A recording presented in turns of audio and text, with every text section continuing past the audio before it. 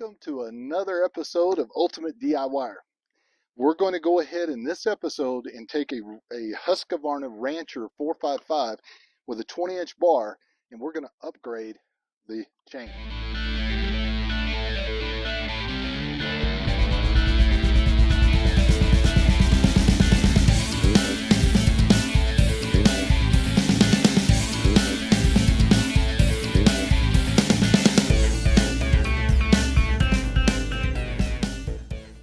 On this Rancher 455, it's got a guard. I'm going to go ahead and pull the guard off.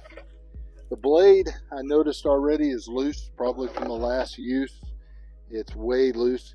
You don't want it that way. These little guider parts of your chain need to be inside that bar.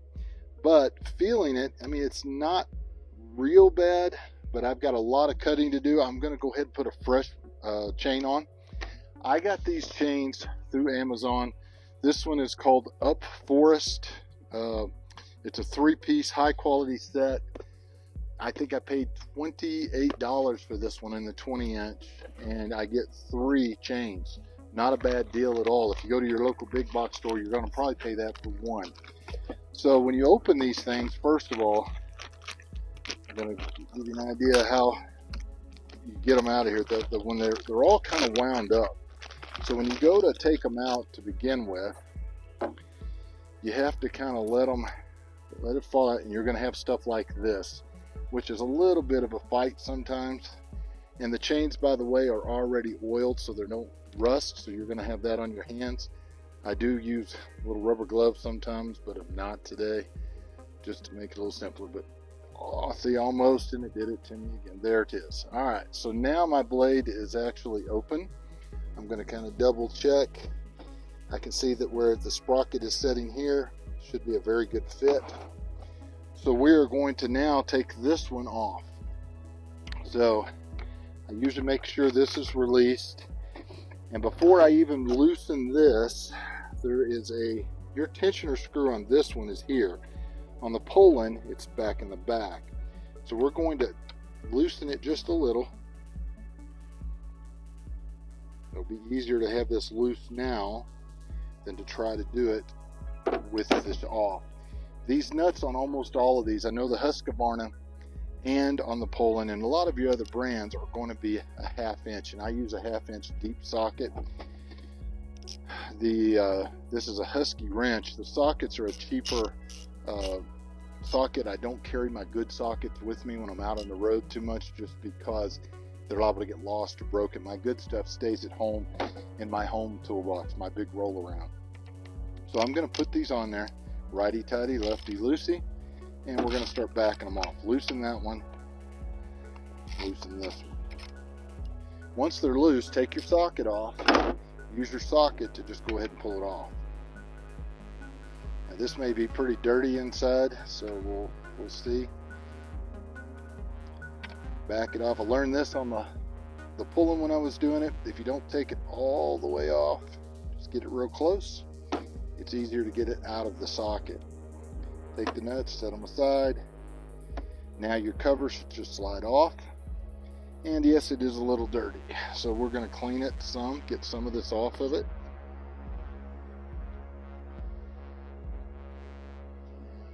Use a little WD-40 just to spray her down.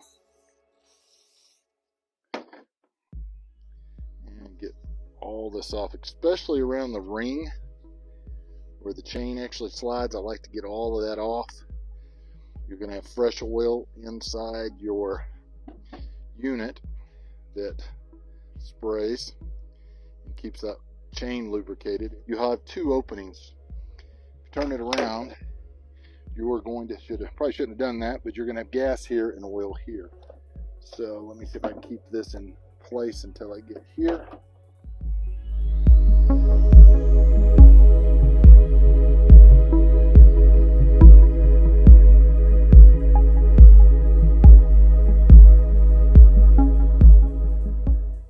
Keep my bar in place. I got that. Any big chunks I just kind of clean out with a screwdriver, get it out of here.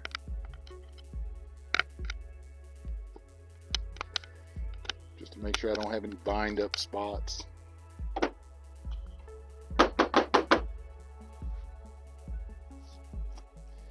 Just like that.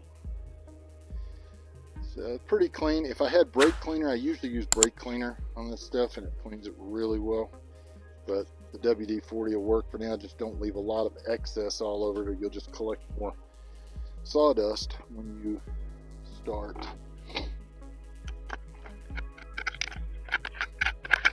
using it, because the oil will just help it collect that much more. You're going to have oil on it anyway because the chain is oiling. So it does not really matter as long as you can get that out of there. And then the tensioner is right here. I go ahead and I lube that tensioner up to make sure I don't have any problems with when I go to start tightening. There's a little bit more junk right there I'd like to go ahead and get out.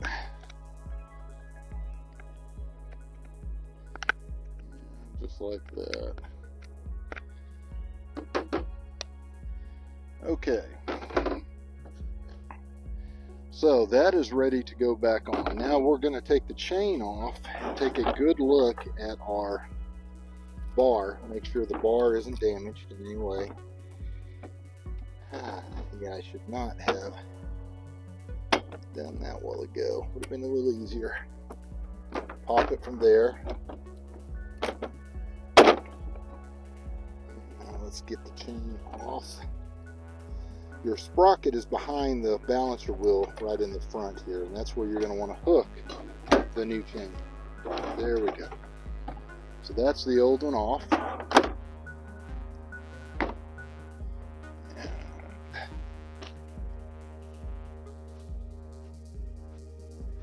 That like so. Now I'm going to take off my bar and take a good look at the bar.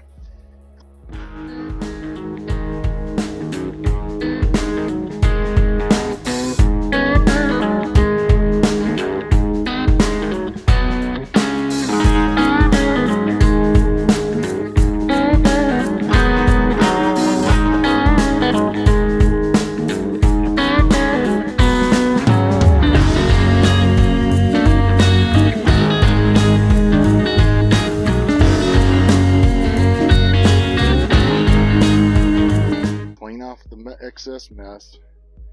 Make sure that I don't have any bends or breaks in the line that actually holds it, and check my sprocket at the end. Sprocket seems to be turning very well. I do have a little burning on the bottom, probably where the chain had gotten a little loose, but it still looks straight and looks good. So we're going to take it now. Actually, let's clean this part up a little. Just like so. See, it doesn't have to be perfect. We're just getting some of the excess off. So now we're going to take and put our chain bar back on. And we're going to slide it back to give us some room. And we're going to take our new chain. And our new chain, how these work, is on this particular one, the little silver pieces are what are going to guide on the bar. The big silver pieces, which are right here, are your cutters. The squared off end doesn't cut. This hooked end on this side does cut. I want that hooked end on the bottom of my chain to be going this direction from the bottom. So I want the cutters, just like I've got it right now, going towards the actual saw. So I'm going to take and start it kind of here, top, to get it to hold. Now this 20 will be a little bit more tricky than the big one. So, or than, not the big one, than the little one that we just did not too long ago. So actually we're going to have to go ahead and start over the wheel because it won't give me enough room. Because this wheel sticks out further, this balancer wheel here sticks out further than your actual sprocket. So you're going to have to put it on the sprocket first and then start guiding it onto the bar.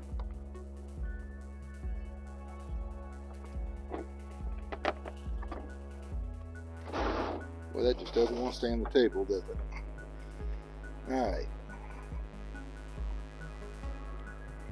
So just like that. And then when you get it from the sprocket all the way to this edge, you'll have to start slowly turning it to keep it on this sprocket at the end. And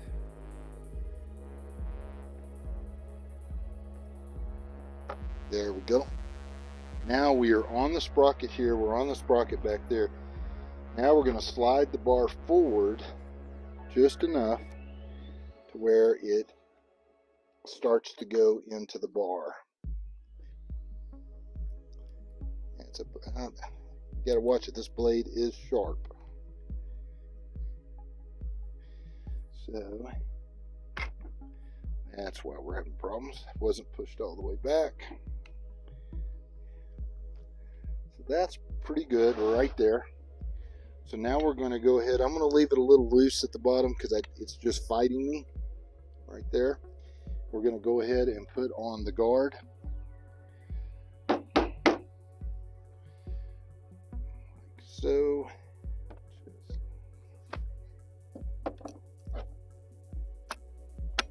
Just like that. And I'm going to finger tight the nuts back on just to hold it in place while so I can adjust the tensioner.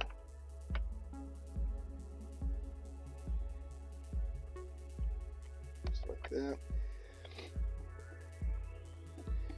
Now the trick on this longer bar happens to be this bottom part. As I'm tensioning, I got to make sure that the chain itself is going into the bar.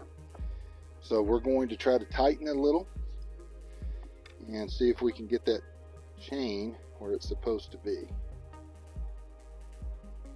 There we go. Do a little, move it around.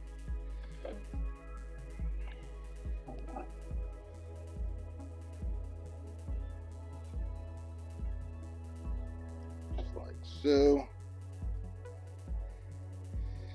Now what I'm going to do, when I know I've got it right, I pull from the top, and I don't want to see the hook that goes inside the bar. So that's just a little loose, so we're going to tighten it just a little more. See where that puts us? That is pretty good right there. You don't want it too tight, you don't want it too loose. If you get it too loose, you end up with the problem here where it comes loose and starts burning your bar. But you don't want it too tight either, because that's hard on the actual chainsaw and does not work very well. So now that I have that where I want it, I'm going to tighten these nuts down. Oop. Righty tighty, lefty loosey. Probably all heard that since you were little. If not, you've heard it now. Alright, so we are on there. The chain's tight. And let's see, make sure it's not too tight. Nope, that's actually pretty good right there. So now what you'll do is I will go and I'll put my fuel in here, which is going to be a fuel mix made just for these little engines. And then on this side over here, we're going to make sure that the bar oil is full. That makes sure the chain lasts longer and it oils it as you're using it. So that's pretty much it on a Husqvarna Rancher 455. It's not very hard. One of the things that I had forgotten when I pulled it off, because it's been a little while, is make sure that you start your new chain on the back of the hub, because you can't stretch it over otherwise. Slowly feed it in, make sure you're on your sprocket, and the bottom of the chain dictates how you put it on and what direction. You will reach down and you're going to feel the little hooks, and they're sharp. Those little hooks, sharp part has to go inside the chainsaw and work its way around. The chainsaw actually cuts from the bottom. So when you put it on there, it cuts from those little hooks. If you have it backwards, you're not going to cut much of anything, because it is dull and it's square. So that's pretty much it. Be sure you look on Facebook for the saw chains.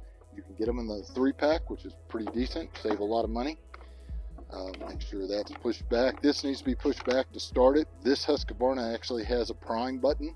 You'll prime here, and then you also have your pump prime here. So, and one other thing, when you're using a chainsaw that'll help you, is do not ever put your chainsaw up with the fuel left in it. Let the, either pour it out and then run what's left in that carburetor and get it out of the system, but make sure that you let this thing run till it totally dies. Even if you have to set it on the ground, just let it run for a few minutes if you're going to put it up for a while, because what that'll do, it'll get that fuel out of the carburetor system, and when you go to restart it later, it'll be a whole lot easier to start. You leave fuel in this. Chainsaws in some parts of the country, depending on where you live, you may not use that often. I have not had to use my chainsaw in about 2 years. So it's both of my chainsaws that I have, which I just did the other video on that you've probably already seen. The setting for 2 years, the gas goes bad inside, and it turns to like a varnish, and it clogs up the carburetor, and you can't get it to run. So make sure, as a matter of fact, pretty much anything, generators, anything, let it run until there's nothing left in it, and then you're good to go. So if you got anything for today's video, be sure you subscribe if you haven't already. If you haven't hit that little bell notification button, be sure you hit that, and that way you know about all the videos as I release them.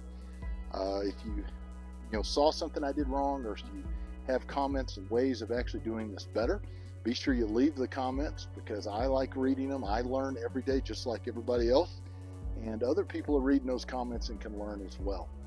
If you'd like to see other videos and other things, be sure you leave that in the comments as well, because it gives me ideas of what I need to do on the next videos, so you guys enjoy watching them. But until next time, see you later.